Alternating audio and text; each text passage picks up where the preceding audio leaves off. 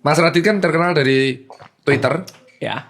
Terus habis itu kita flashback ya dari Twitter, buat film, buat buku, buat film, stand up dengan berbagai karya. Apakah ada rencana kayak udah capek, udah usia segini, udah counting down, pensiun akhiri semua? Mengumpulkan dana pensiun tuh udah dari umur 21-22. Heh? Iya, ngumpulin dananya. Dua.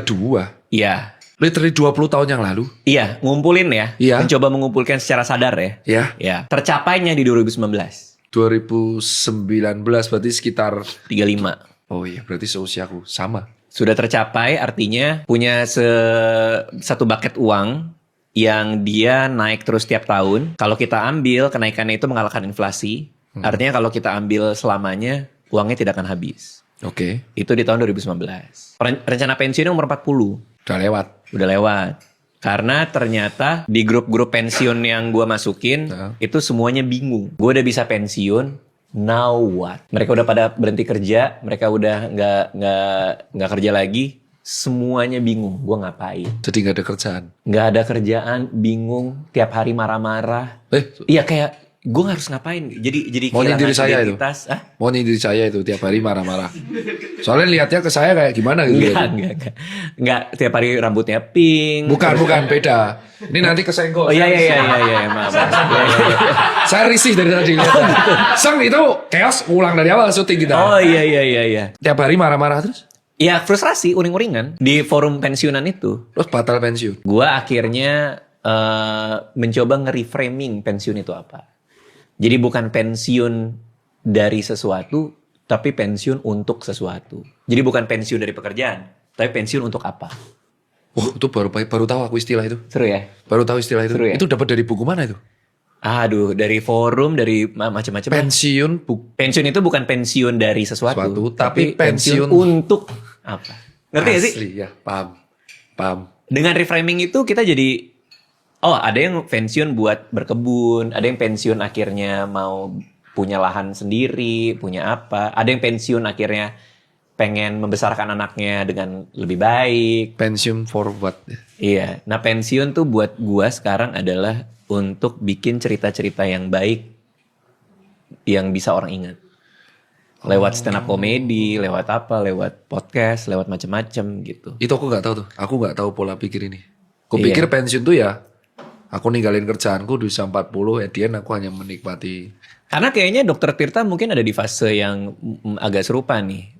Secara karir udah oke, punya bisnis banyak. Iya. Sekarang now what kan? Iya. Karena mungkin dana pensiun sudah mulai terkumpul. Iya. Iya kan? Ya kayak seusiamu umur 36. Iya, dan akhirnya pertanyaannya adalah mau sampai kapan gua kayak gini? Betul. Iya kan? Betul, terjebak dalam rutinitas, bangun pagi, and then rutinitas lagi. Terus sampai umur berapa aku harus menjalani rutinitas? Apa aku harus pensiun? Aku kabur kemana? Iya, dan itu udah saya lalui semuanya. Dan akhirnya pada kesimpulan bahwa ini gue pensiun buat ngapain.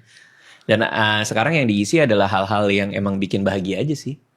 Hal yang bikin seneng. Bikin podcast, stand up, dan lain-lain. Bikin musik. Ya itu, emang bikin happy aja. Untung tanya aku. Karena aku nggak pernah dapet ilmu itu. Soalnya papaku nggak pernah cerita. di bayangan semua orang yang namanya pensiun itu kan kabur. Betul. Itu bayanganku sampai detik ini aku tanya. Tapi bukan buat kabur. Kita untuk datang. Pensiun itu buat datang. Ini hidup baru gua. Kerja keras gua udah selesai. Sekarang gua datang nih. Yuk kita ngapain dengan sisa hidup. Gitu. Sekarang aku relate nih. Gitu. Kemarin mamaku tuh memang pensiun dari perbankan. Tapi dia jadi buka catering dengan harga murah. Pas tak tanya, ngapain kau buka catering harga murah? Relate berarti. Dia pensiun dari kerja perbankan untuk mengerjakan sesuatu yang baru, yaitu hobi masak. Walau itu dibayar murah. Memang dia senang masak aja. Kayaknya dia bukan cuma senang masak. Dia senang masak dan orang enak makannya. Oh, ini POV baru nih. Nah, ternyata kebahagiaan melihat orang seneng sama apa yang kita lakuin itu jauh lebih bernilai buat waktu kita ketimbang kita seneng lakuinnya. Ngerti gak sih maksudnya? Oh, paham. Ngerti gak sih maksudnya? Iya. Kayak lu lebih seneng ketika orang lihat ketawa karena stand up daripada lu stand up-nya. Iya. Sama kayak nyokap gua, dia lebih suka lihat orang, wah enak ya kroketnya. Iya. Kenapa murah? Karena supaya orang punya akses ke makanan itu kan. Karena dari sekarang aku bingung nih ngapain buat kroket tuh susah. Dia tuh terkenal di Solo karena mamaku terkenal di Solo karena dia buat kroket murah. Bisa 1/10 tapi nggak labanya dikit banget tapi baru tahu. Dia seneng ketika orang lihat reaksi, wah enak banget ya. Iya.